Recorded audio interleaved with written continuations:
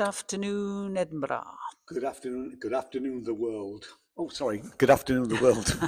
You've got to remember to have Remember, these here. we should probably have them on little things. The reason we hold them up is actually because down here they don't work very well. Yeah. So this is show 2 of the day, the 10th day, show 1 for Ian. So this was a show called Dregs at the Scottish Storytelling Centre. So are you reading it or shall I? I'll read it, yes. So Dregs. And we were asked if we were interested in reviewing this by our contact at the Scottish Storytelling Centre. He just said, were we interested? We read about it, and it did sound interesting. So it says, a silkie and a stranger. It's selkie. Selkie, is it? Selkie. Apologies to all the selkies out there. Oh. So a selkie Did he a pronounce it a silkie? I don't know. Anyway, you know what we mean. A selkie is a Scottish half. Is it half seal, half woman? Well, they describe it in the show, so I think we'll leave it to the show. Yeah, exactly. Watch the show and you'll get.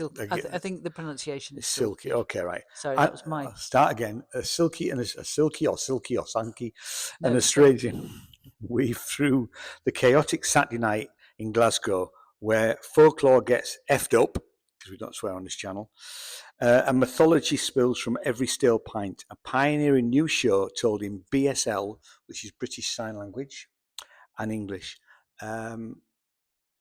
So it's, to some extent, it's I'll put a picture of the staging. There's very little. It's a very sparse. There's just round the outsides are dregs and debris, aren't they, of what you sort of see on a shoreline, or things that might be at the bottom of the sea, really.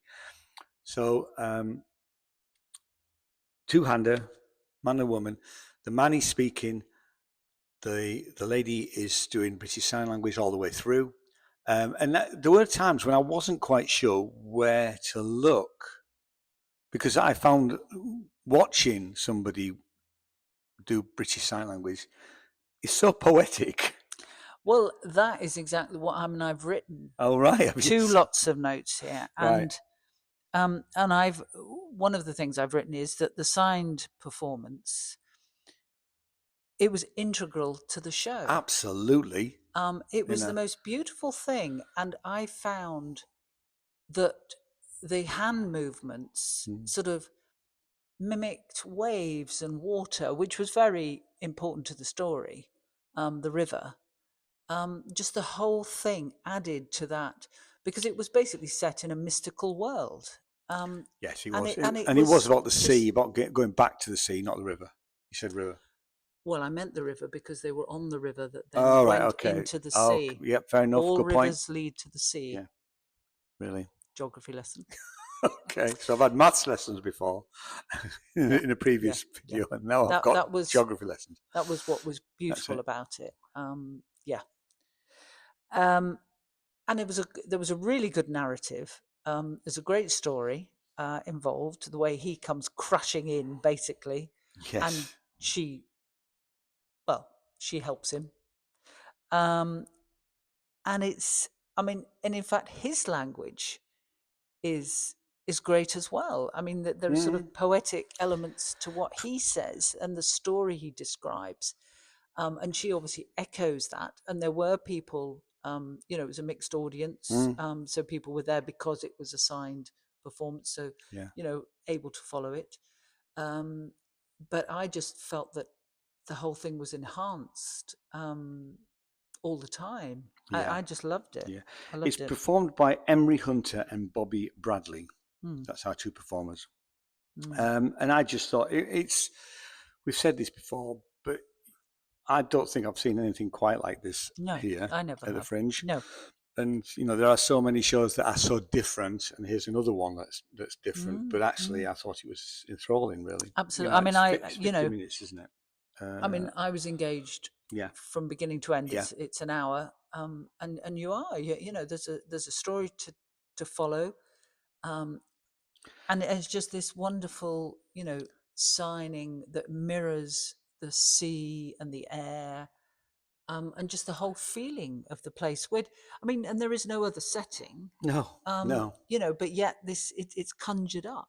I mean, and world. it's a modern take on folklore, which I mean, because they talk about right at the beginning, they're in it's a special place, a bar where only monsters and creatures from, can go from mythology or the mystical. So that's right.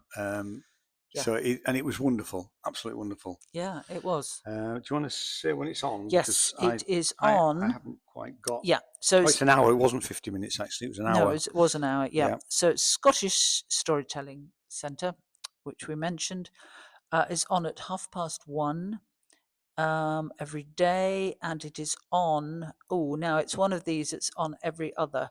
So it's next on the 12th. If you think it's on the even days, so it's the 12th, 14th, 16th, 18th, 20th, 22nd, and 24th. So there are still plenty of times to see it. Yeah. And it is £16. And it's in the Netherbow Theatre. When we sat in the front row, but the Netherbow Theatre is a really nice venue. It's very comfortable seats. Yeah. There's plenty of room, and it's a big room, and it wasn't full, but it was well attended, which we were pleased about, really. Yeah. So I think it might start selling out if it isn't already. No, it wouldn't surprise me. It was quite special, beautifully done. Yeah. How many stars? A very good 4 from me. It's a very good 4 from me too. Yeah. So go see it. It's really good. Yeah. It is special. Yeah, it is special. Yeah. Okay, we've got 2 more shows to see today, and we have got to go. We're going to a meet the press thing as well, although we're fleetingly there because we've double booked ourselves for the show. But so we'll see you next time. Cheers. Cheers. Bye-bye. Bye.